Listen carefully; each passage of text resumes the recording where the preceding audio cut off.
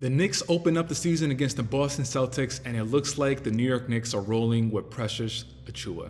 All that and much more on the Knicks Digest. What's up, guys? It's your boy Dariel from Knicks Digest. It's been a minute, but I'm back, and let's get right into today's video. So opening night, we find out that the New York Knicks are heading to Boston to face the Celtics, followed by the Minnesota Timberwolves against the Los Angeles Lakers.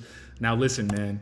The NBA is finally putting the respect on the Knicks' name, on Jalen Brunson, the captain's names all day, every day. You heard? It looks like the NBA is really propelling the New York Knicks into this marquee team, the marquee team of the NBA, trying to face off against the defending NBA champions, really trying to put the New York Knicks in that slot as far as a serious contender for the Boston Celtics. And now I can't lie to you guys, there was a huge rough patch where I wasn't really checking for New York Knicks basketball.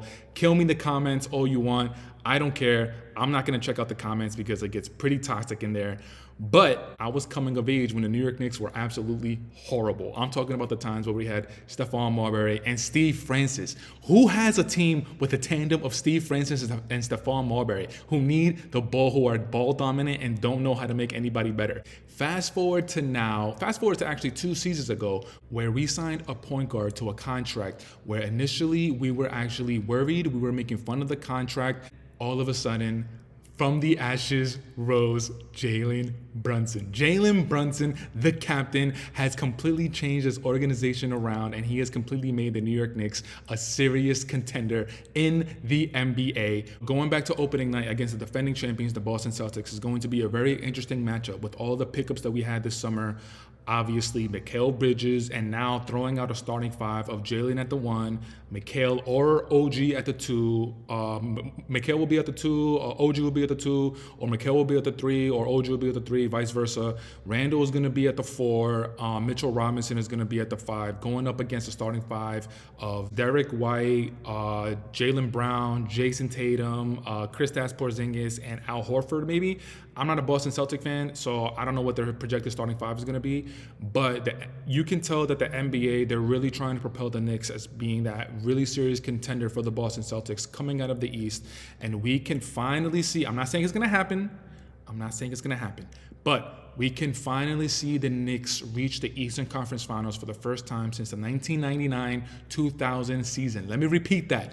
The Knicks reaching the Eastern Conference Finals for the first time since 1999-2000 season. Since that season, it's been pretty much misery, besides one hiccup of a season that the Carmelo Anthony-led Knicks went to the second round of the playoffs, where they lost to the Indiana Pacers in 6, and then up until 2 seasons ago, where Jalen Brunson's first season with the Knicks went to the second round against Miami. Last season, Game 7 in the second round against the Indiana Pacers. But of course, we were absolutely skeletons out there on the floor. We didn't have the bodies. We didn't have the talent. We didn't have health. We didn't have anything. As a Knicks fan, going through the grueling decade plus of being a Knicks fan, it's so refreshing. I'm a little taken aback that, one, we're on opening night.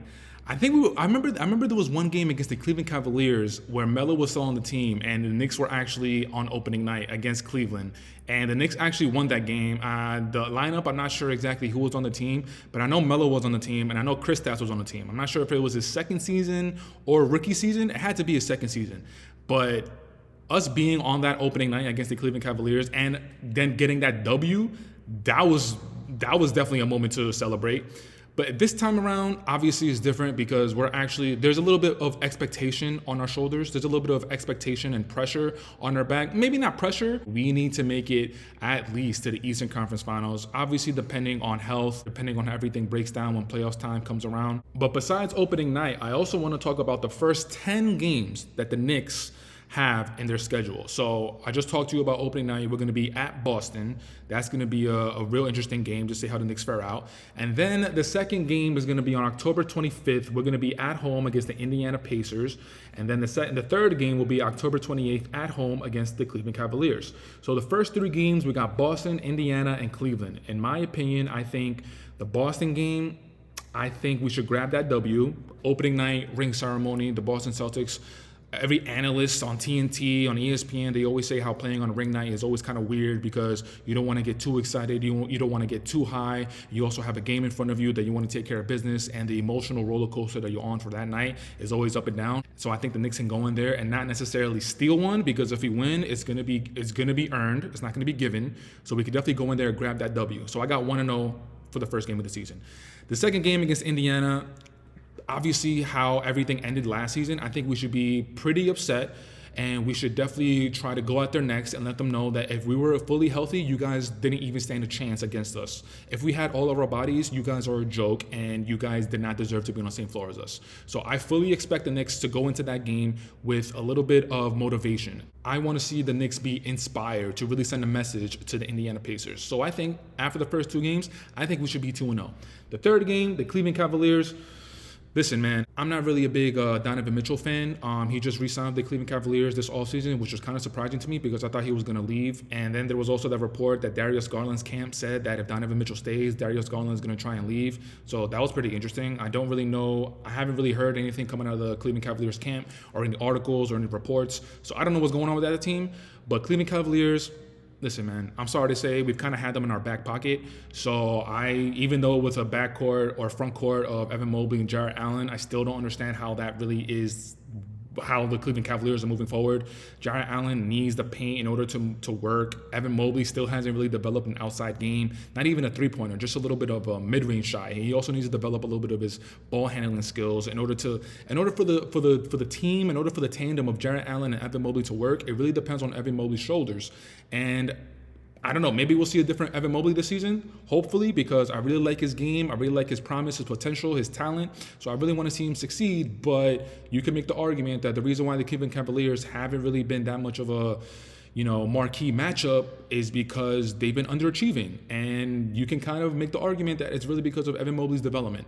But anyway, the first three games, I got 3-0. The third game is Cleveland Cavaliers. I think we'll grab that W, especially being at home with the New York crowd all day, every day, you heard. The fourth game, we're going to be away at Miami. The fifth game, we're going to be away at Detroit. And the sixth game, we're going to be away at Houston. So after the first three games, I got 3-0. And then the first game away at Miami, October 30th. Listen, man, Miami Heat, you just never know, man. You just never know what's going on with the Miami Heat. Pat Riley, the Godfather, salute. He's always behind the scenes trying to make moves, trying to make the team better, trying to improve the organization. Right now being led by Jimmy Butler, Tyler Hero, Bam Adebayo, who just had that Olympic experience, who's going to come back to the team rejuvenated, talk to his teammates about what he saw from the likes of LeBron, KD, Steph. There's always going to be that player. I don't necessarily think it's going to be Bam, but there's always that player who comes back after playing the Olympics, just having a career season. It could be Bam. My money's on Anthony Edwards or Tyrese Halliburton. It could be Bam. Who knows? But I don't know. This will be very interesting to see what kind of team the Miami Heat looks like. It's also interesting to say that after the first three games, we got the fourth game on the road, the fifth game on the road, the sixth game on the road, the seventh game on the road. So after the first three games, where the first one is away at Boston and then the next two are at home, we got 4 games on the road, back to back to back to back. So the fourth game against Miami, I think maybe that'll be a little bit of a letdown. But for now, I think I'll put the Miami Heat. I think I'll give them that game because I just feel the first 3 games, the Knicks are going to come motivated, going up against Boston. The first game, super motivated to show them that we're here to stay. Indiana Pacers and the Cleveland Cavaliers, they're going to be motivated to show them that, listen, we're here to stay. We're the contenders in the Eastern Conference, and we're the number 1 team that's contending against Boston. And then after that, and then going into Miami, a W for Miami. So right now, after the first 4 games, I got 3-1. After the Miami game, we got Detroit November 1st. That's going to be in Detroit. That 100% should be a W. There should be no excuses besides health. But this is the 5th game, so hopefully there's no injury news. Hopefully there's no reports. Nothing coming out of the New York Knicks camp. We should grab this W. So for the 5th game, I'll give them a W. So I think right now we should be 4-1. The 6th game, away at Houston. Listen, man, Houston is up and coming. I don't want to say they're the real deal, but with the first season under Ime Udoka's leadership last season, now the team, Şengün is going to be back from his injury. Jalen Green is going to have 1 full season under Ime Udoka's leadership. And Ime Udoka, man, if Ime Udoka didn't get caught with that whole situation in Boston, then he would 100%, in my opinion, have a ring under his belt. But he got caught in the situation. The Boston Celtics had to excuse him. He landed in Houston. Now he has 1 season under his belt where he's teaching the way to play, the way to be a professional with all these young kids. And now Jalen Green, Şengün, Fred VanVleet, who is, I don't want to say he's the leader, and I definitely don't want to say he's the best player on this team, but as far as being that veteran leader, having 1 season under his belt with all of these young guys, bringing them along for the ride, showing them how it is to be a professional, I think the Houston Rockets, man, I think they're going to low-key be one of the teams this season that's going to surprise people. Like I said earlier, they have all this young talent, young potential, and now under 1 season under Ime Udoka's leadership, showing them how to actually play basketball. Before Ime Udoka got there, you can make the argument that it was like an AAU team. Everybody was just out there shooting, running and gunning, passing, turnovers, not really playing NBA-type basketball. And now Ime Udoka, you can make the argument that he's the top 3 conversation for best coaches, because look at what he did with Boston when he got the head coaching job in the first season. He led them to NBA Finals. Look at what he's done with the Houston Rockets. He didn't make it to the playoffs last season, but they were in the conversation for the play-in tournament. This season, in my opinion, if I was in the NBA media, I would be keeping my eye on the Houston Rockets, and I would add a little bit of pressure to Ime Udoka as far as you need to get them to the play-in tournament, because you already have 1 season under your belt with the talent of Jalen Green and Alperen Şengün. Şengün, everyone around the league calls him a baby joker. And low-key, they have Steven Adams, which is, if Steven Adams is healthy, that is a huge pickup for the Houston Rockets. Just another NBA veteran to show the young guys how to be professional, how to compete night in and night out, how to take care of your body. So low-key, the Houston Rockets, that might be another L. That might be another L for the New York Knicks. So right now, the first 6 games, I got 4-2. The 7th game, we're going to be in Atlanta on November 6th. I don't really know a lot about the Atlanta Hawks. Trae Young, obviously, being led by him. I'm not sure exactly. I know they shipped out DeJounte Murray to the New Orleans Pelicans, so maybe Trae Young is going to go back to his old Trae Young self, the Trae Young offense. I don't really know what the rest of the roster looks like, so I think it's going to probably be a W. Then the 8th game, we're going to be back home finally, November 8th against the Milwaukee Bucks. Again, Giannis, Dame, you don't know what kind of tandem we're going to get this season. Dame's last season was the first time he was away from Portland Trailblazers, first time he was away from his family. He was going through a divorce, and then he got injured in the playoffs. So we didn't really get to see prime Dame with Giannis, and maybe this season might be different. Maybe Dame and Giannis, they worked together in the offseason after Giannis didn't make it to the knockout stage in the Olympics. Maybe Dame and Giannis, they spent so much time together where they develop a really, really great chemistry, and we're going to be able to see it finally on the court this season. So we'll see what happens. But the Milwaukee Bucks, I think, at home, I think we should grab that W. So right now we're 6-2, and then the 9th game, we got the Indiana Pacers. We're away. We're going to be in Indiana, and the 2nd game of the season was against the Indiana Pacers, and I said that we caught that W against Indiana, showing them who's boss, showing them who's going to be running the Eastern Conference besides the defending champion Boston Celtics.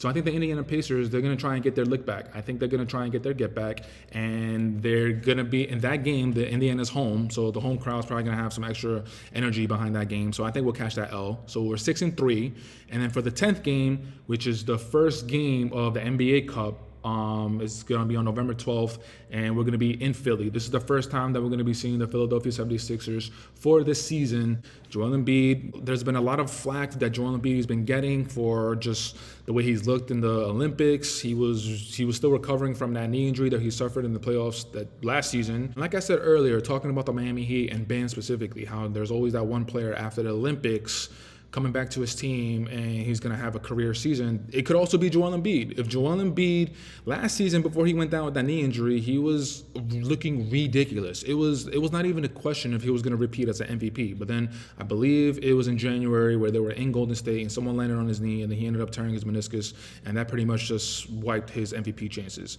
Joel Embiid, when he's fully healthy, he is the best big. Let me repeat that. When Joel Embiid is healthy, he is the best big in the league. Yes, I have him over Jokic, but the knock on Joel Embiid is that he's not always healthy.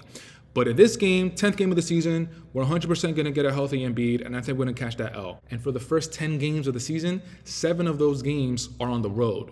So 3 of them are at home, and it looks like the NBA, they're really going to be testing out the New York Knicks, not giving them a favorable schedule to start out the season. So we'll see what happens with the Knicks. And now moving on to Precious Achiuwa. Now, I didn't give my 2 cents on the re-signing of Precious Achiuwa to a 1-year deal with him waiving his no-trade clause. First and foremost, Precious Achiuwa having a no-trade clause is absolutely wild to me. I don't understand why he has a no-trade clause. He can't catch the ball. He's not a sufficient big. I'm going to chill out. I'm going to chill. You guys should know by now that I'm not a huge Precious Achiuwa fan. And going back on the first topic, talking about the opening night against Boston and the first 10 games, one thing about the Boston Celtics that I should highlight is their depth, their talent on the bench. Now, us coming off the bench, we got Dante, we got Josh Hart. Those two players coming off the bench, that really strengthens the bench, absolutely. But backing up Mitchell Robinson, we got Precious Achiuwa. With all the free agents that we had this past summer, a Mo Wagner or Andre Drummond, and we ended up with Precious. Andre Drummond going to the Philadelphia 76ers, that's an absolute steal.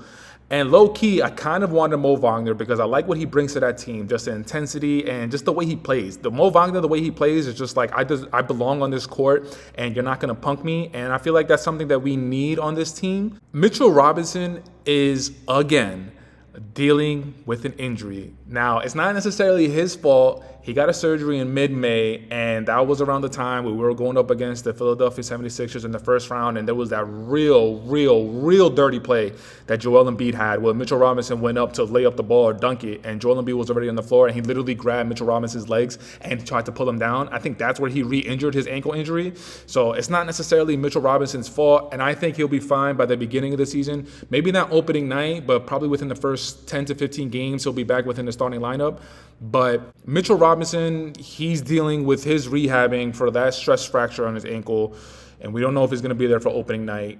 So Precious Achiuwa being Mitchell Robinson's backup and Mitchell Robinson not being there for opening night, so now we got Precious Achiuwa probably starting at the 5. I'm just saying, man, backup bigs that we have for Mitchell Robinson, that might be our one gaping hole in the lineup, in the entire roster. We got Jericho Sims, who has a lot of talent, who has a lot of promise. His athleticism is absolutely through the roof. And there's those videos of him working on his game. I'm seeing him doing pull-up jumpers. I'm seeing him do fadeaways. All that is well and dandy. All that is gravy. But is he actually going to be able to pull that out in a game? Is he actually going to be able to pull out in a game where Coach Tibbs is coaching him? Coach Tibbs is not going to want to see that during the game. Coach Tibbs just wants to see him. Actually, Coach Tibbs wants to see his players do their role at all-star caliber levels. And what Jericho Sims' role is the dirty work. Get the rebounds, finish alley-oop plays, get the balls on the floor. So that's what I'm saying. I like seeing this attention to detail. I like seeing Jericho Sims work on his game, but are we actually going to be able to see that during the season? And then we got Precious Achiuwa, who, again, I'm not a huge fan of. Looking at his numbers from last season, 7.6 points, 6.6 rebounds, 1.3 assists in 74 games. The field goals made were 3.2 on 6.3, which is 50%. Three-pointers, you can take a look there. It's 0.4 on 1.3 three-point attempts, which equates to 26.8%. 26.8%. I'll leave it at that. Free throws, 0.9 on 1.5 free throw attempts equates to 61.6%. Listen, man, this is the roster that we have, and maybe this contract is going to be used for trade bait during the midseason NBA trade deadline. Hopefully, we're going to be able to attract another big, maybe a Walker Kessler from Utah, a Clint Capella, where there's been reports and articles coming out that the Knicks are interested in him. And in my opinion, either one of those two players, Walker Kessler or Clint Capella, I'm in. If we get one of those two players to back up Mitchell Robinson, I'm 100% in. Walker Kessler, he's a traditional big man. I think he has a little bit of a mid-range shot. I'm not entirely sure. I don't 100% know his game, but I know he's not really going to step out of his lane and try to do something that he's not really capable of. Precious Achiuwa has the ability to hit the 3 and shoot the 3, but I'm never confident whenever he shoots the ball. I'm never confident when someone drives down the lane and just tries to lay the ball up for Precious Achiuwa and he can't handle the pass, or he misses a bunny at the rim. Same thing for Clint Capella. Clint Capella knows his role, alley-oop finishing plays, rebounds, blocks, being defensive anchor. Walker Kessler or Clint Capella, I am 100% in. And if this is going to be used as a trade bait for the trade deadline, let's do it. But up until then, Precious Achiuwa is on the roster, and I'm only going to go off of what I know of you as a player, and that's just my feelings towards Precious Achiuwa.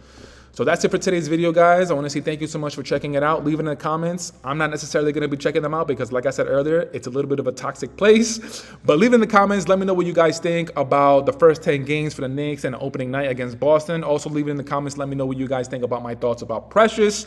Am I being a little bit too hard on him, or is all of this justified? But until next time, you know the drill. You know the vibes. The season is getting closer and closer. Preseason is getting closer. And when preseason gets here, then it's going to be weeks away until the opening season. So let's go, baby. New York Knicks 2024, 2025 champions? Maybe. But Jalen Brunson for all the MVPs. The deuce is loose. Mikal Bridges for Defensive Player of the Year. Taj Gibson, I did not forget about you for president wherever you are. And until next time, I'll check you on the next video. Peace.